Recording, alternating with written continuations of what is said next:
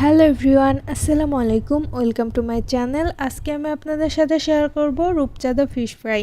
প্রথমে আমি মাছটাকে কেটে ধুয়ে রেখেছি। এখন 1 চামচ লাইট সয়া সস দিয়ে দিচ্ছি, পেঁয়াজ বাটা দিয়ে দিচ্ছি 1 চামচ,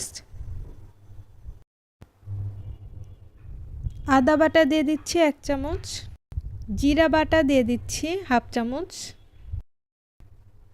রসুন বাটা 1 চামচ। এবার সবগুলো আমি একসাথে ভালোভাবে মিশিয়ে নিব। এমনভাবে মেশাবেন সবগুলো যেন মাছের মধ্যে যায়।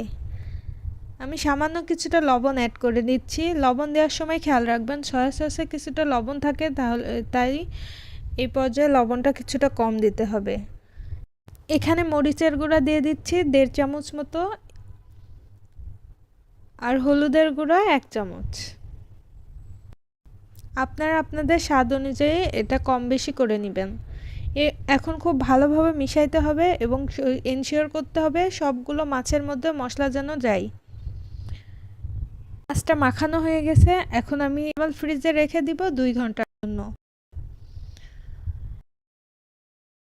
আমি এখন চুলায় একটা প্যান দিয়ে দিয়েছি এবং এটাতে কিছুটা তেল দিয়ে এটা গরম করতে দিলাম।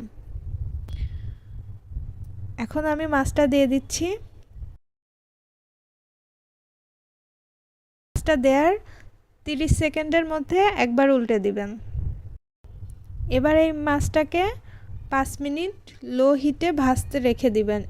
এর মধ্যে উল্টানোর দরকার নেই, এই মাছটা অনেক নরম থাকে, এজন্য কম নাড়াচাড়া করাই ভালো। 5 মিনিট পরে আমি মাছটাকে উল্টে দিব। দেখেন আমার এক পাশে ভাজা হয়ে গেছে। আবার অপর সাইডটাও 5 মিনিটের জন্য রেখে দিব। এভাবে করে খুব কম নাড়াচাড়া করে মাছটা ভেজে নেবেন। এভাবে মাছ ভাজলে মাছটা ভেঙে যাবে না এবং সুন্দরভাবে ফ্রাই হবে। আমার বাসায় সবাই এই মাছ ভাজাটা অনেক পছন্দ করে। সম্পূর্ণ রেসিপিটা ফলো করে আপনারা এভাবে মাছটা ভেজে নেবেন, দেখবেন যে সবাই পছন্দ করছে। আমার চ্যানেলে রান্নার আরও অনেকগুলো ভিডিও আছে, আপনারা চাইলে দেখে আসতে পারেন। আমার রান্নাগুলো ভালো লেগে থাকলে অবশ্যই লাইক, কমেন্ট এবং শেয়ার করতে ভুলবেন না।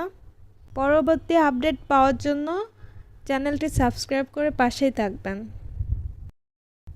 দেখা হবে পরবর্তী কোনো ভিডিওতে নতুন কিছু নিয়ে। সে পর্যন্ত ভালো থাকবেন, সুস্থ থাকবেন। আল্লাহ হাফেজ।